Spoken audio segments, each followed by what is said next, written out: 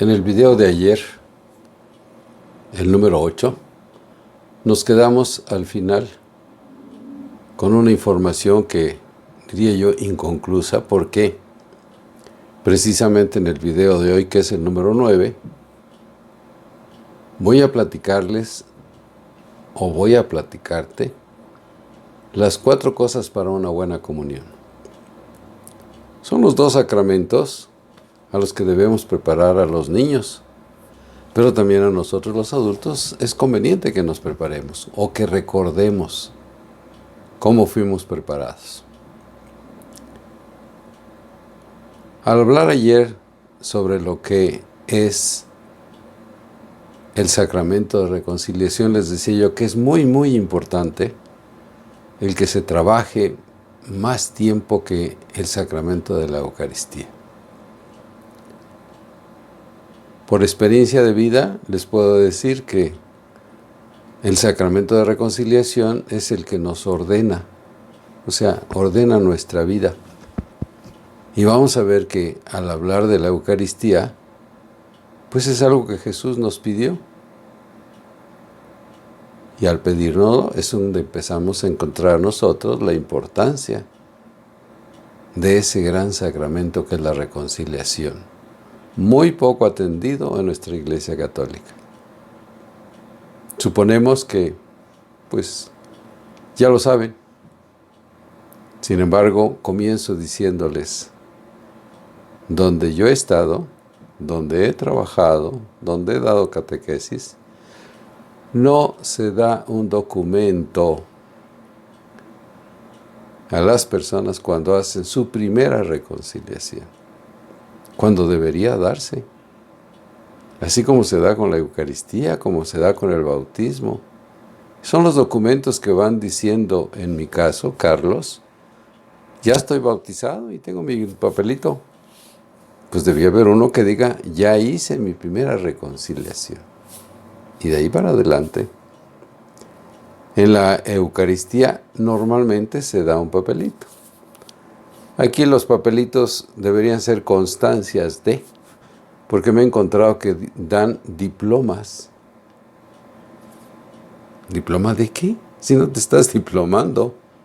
Te estoy dando una constancia de que sí ya lo recibiste.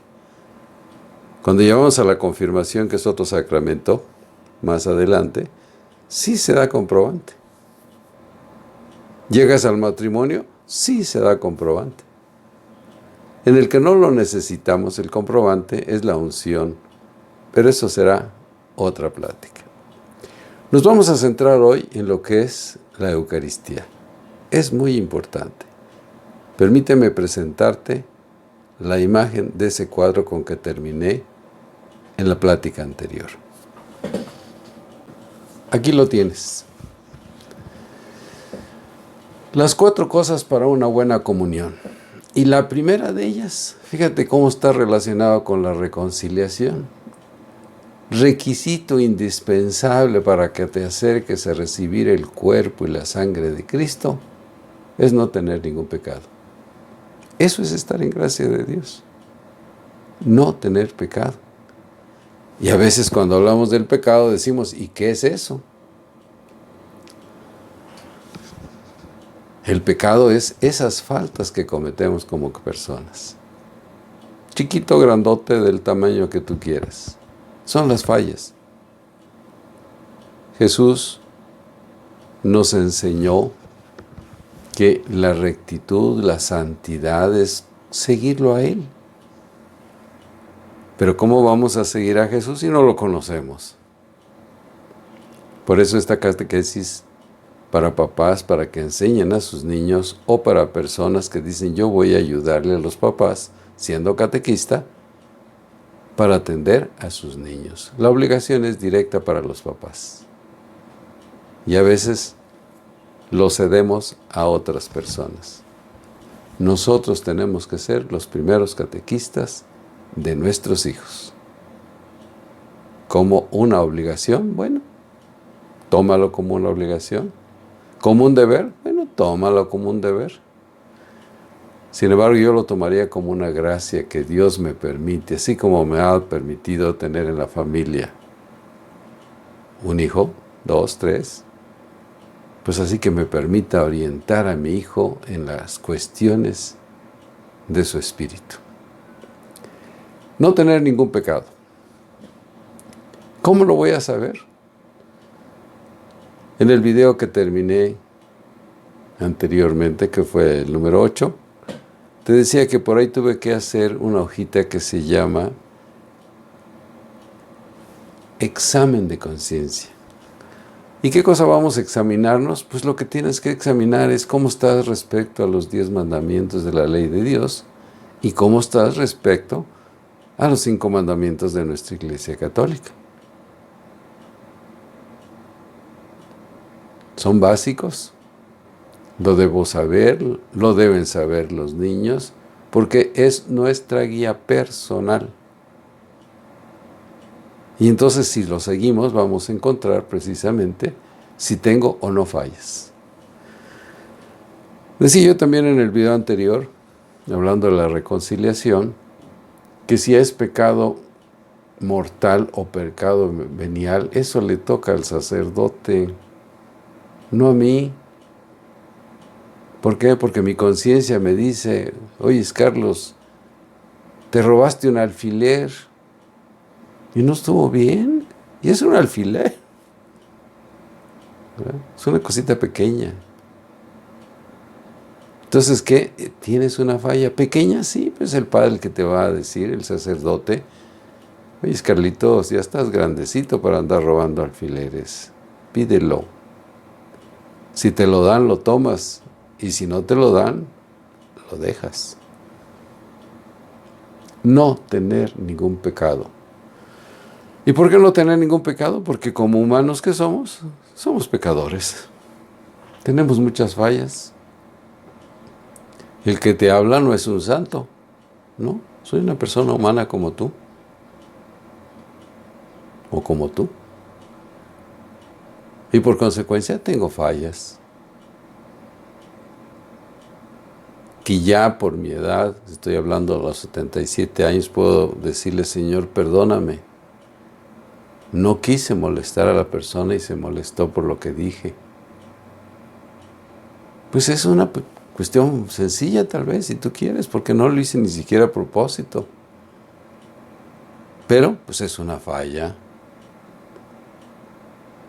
Entonces, esto se obtiene a través del tiempo, el que tú puedas ir diciendo, bueno, esto sí necesito pedirlo, pedir perdón ante un sacerdote, ¿verdad? Porque es muy grave lo que hice. Pero si son cositas sumamente sencillas, pues ya debo tener lo que le llamamos criterio.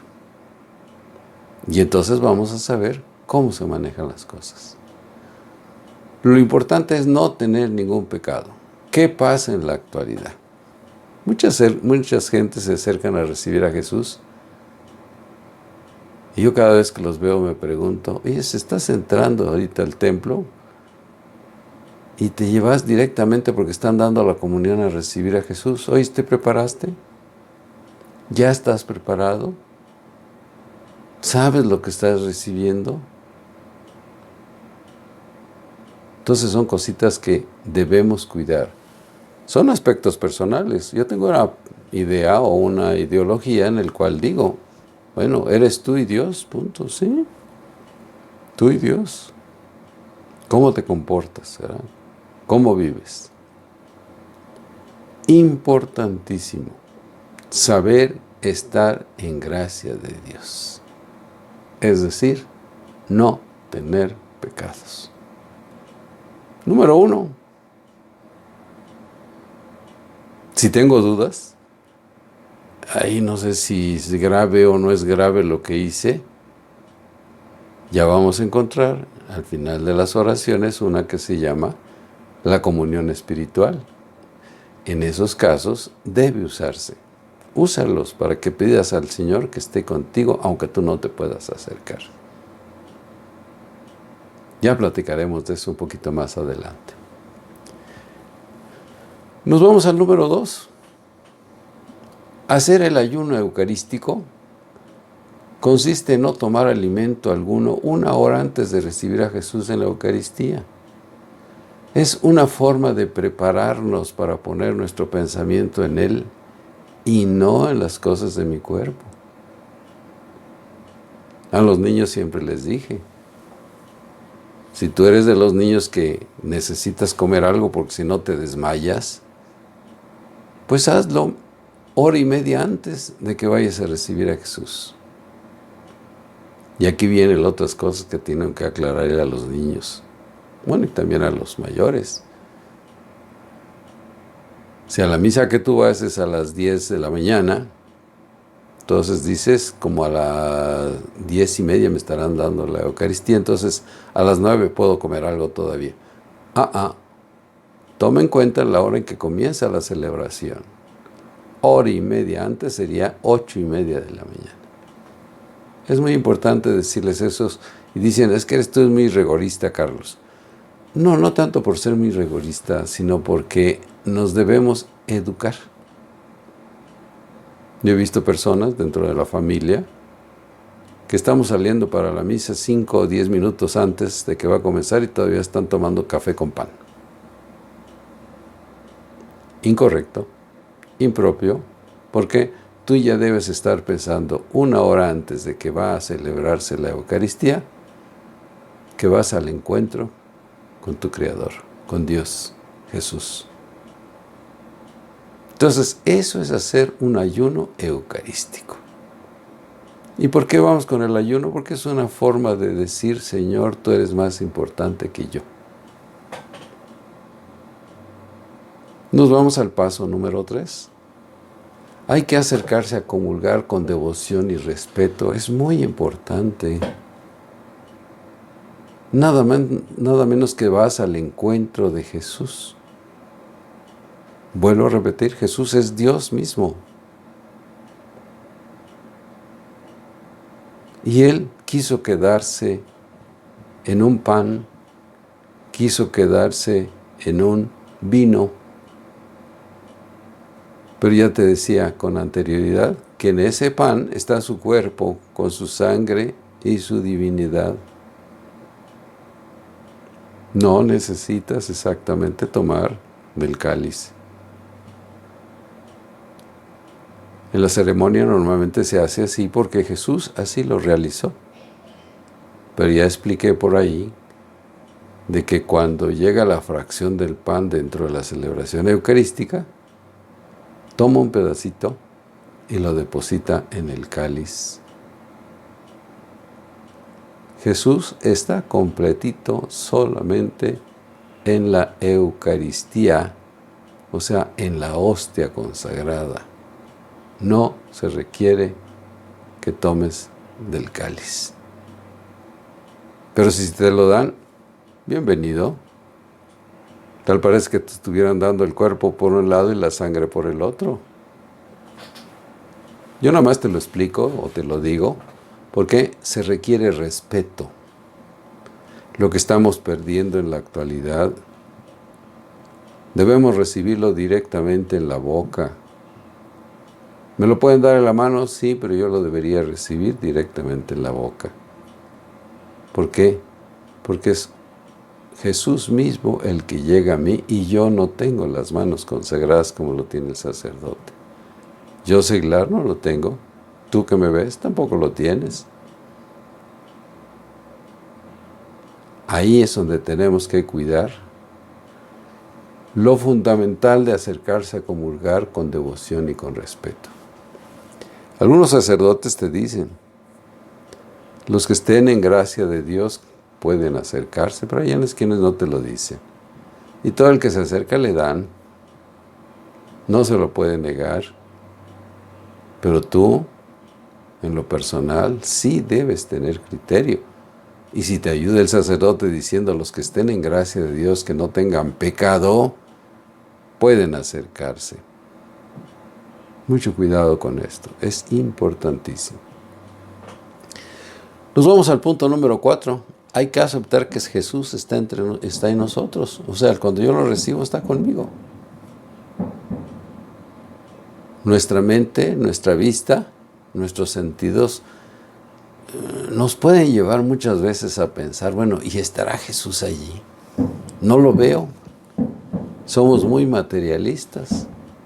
Todo lo queremos ver y tocar para poder aceptar.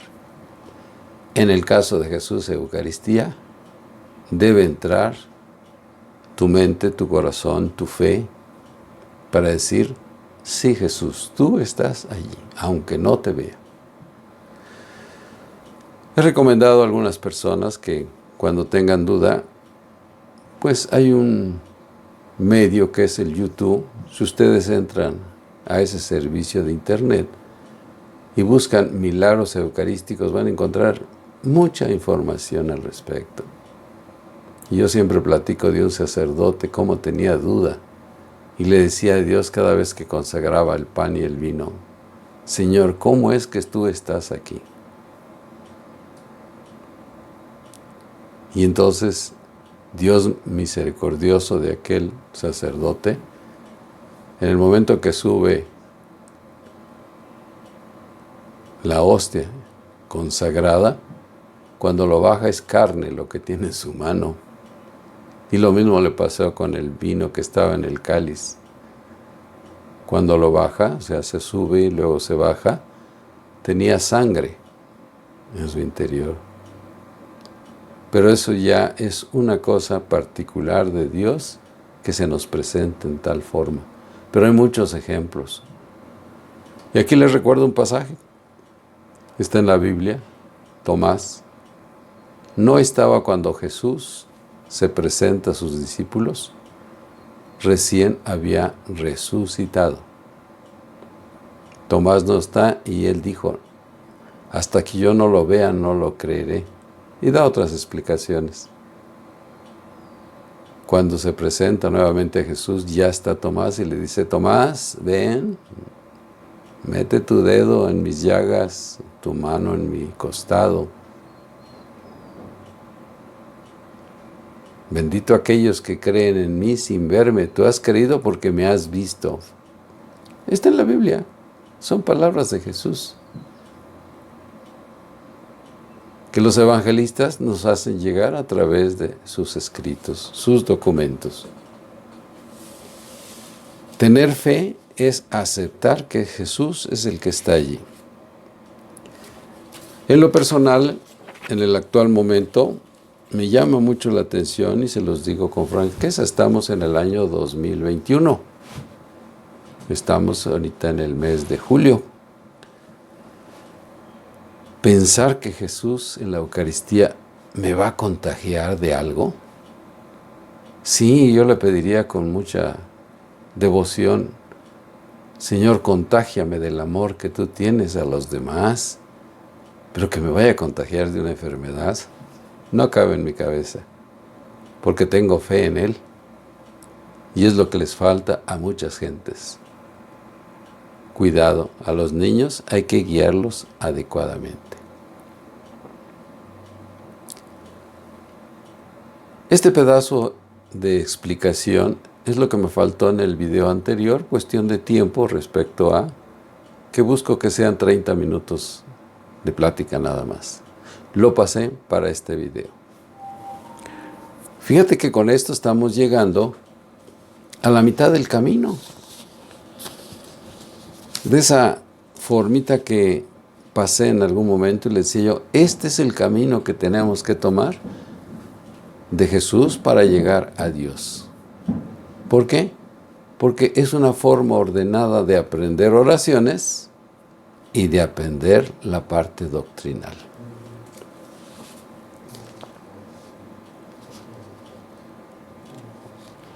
El siguiente dibujo o la siguiente lámina que vamos a ver ya nos indica que estamos a medio camino. Y este medio camino es muy importante. En mi experiencia, más o menos lleva como 3 meses y medio o 4 el platicar con los niños, ya en una catequesis formal. Pero hay niños que son más despiertos y puede ser que en menos tiempo lo tengan, pero hay que hacer un stand-by. O sea, pararse y platicar con ellos. Es el momento de revisar cómo ha sido nuestro caminar de la mano de Jesús y su amor para llegar al Padre. Para eso necesito que reafirmemos las oraciones del credo, principalmente. Aquí considerado, ¿por qué aquí considerado? Porque el credo que tengo en esta catequesis es el credo de Nicea, que es el último que revisaron en los concilios y es al que nos debemos sujetar. Es maravilloso, ya se los presenté. Si ustedes buscan los videos anteriores van a encontrar dónde está la explicación única y exclusivamente del credo. Y si le damos una revisión y afirmamos esto, vamos a encontrar que mejora lo que es el credo de los apóstoles. Ellos lo iniciaron, sí, pero por algo se tuvo que revisar. Ya les presenté un librito que, pues, llegué a él por el padre Raúl Orlando Lomelí Radillo, que es el que lo compuso, ayudado de otros compañeros sacerdotes. Y hago esta referencia por lo siguiente. Este credo de los apóstoles solamente lo manejamos en la iglesia por 2 meses. Cuaresma y Pascua. Son 2 meses. En tanto que el credo de Nicea se tiene que manejar durante 10 meses al año. Entonces hay mucha razón para manejarlo. En nuestra iglesia dicen que el credo de los apóstoles se recuerdan en esos 2 meses porque estamos en ese tiempo importantísimo.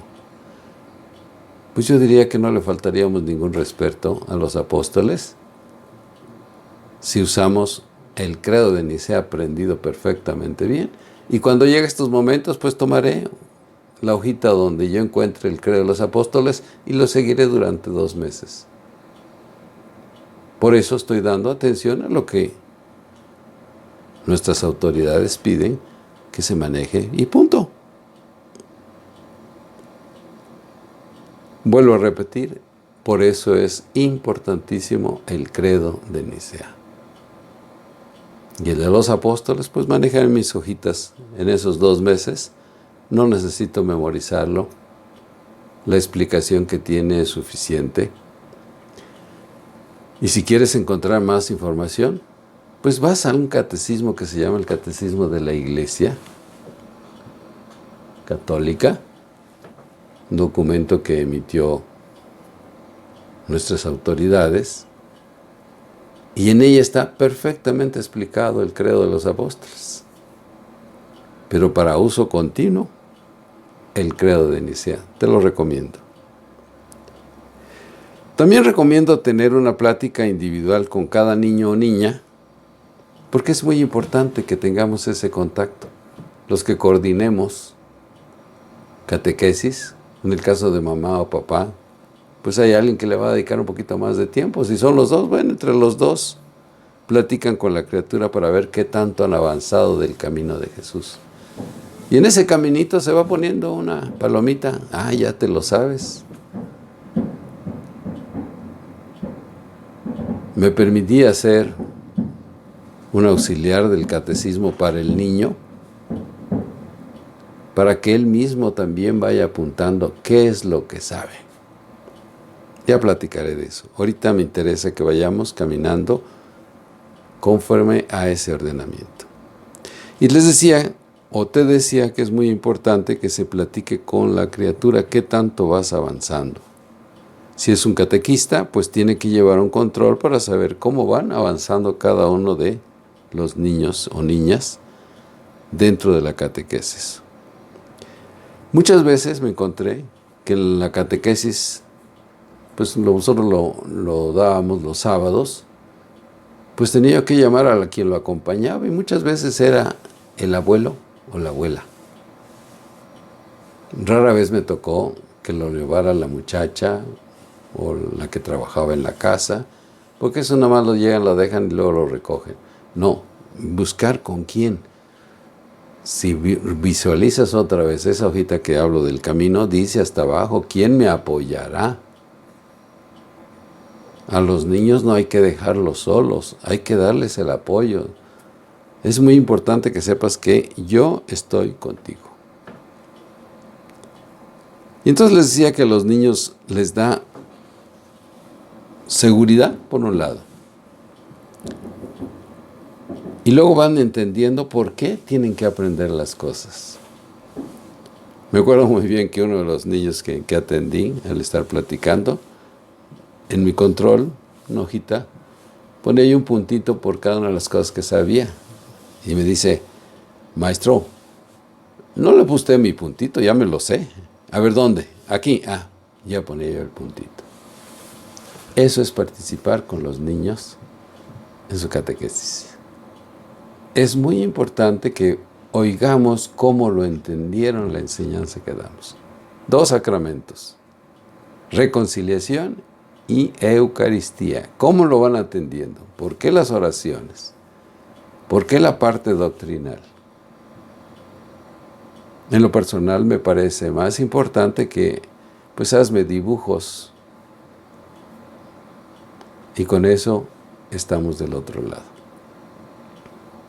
Esa convivencia, esa plática directa es lo que nos va a ayudar a que podamos caminar mejor.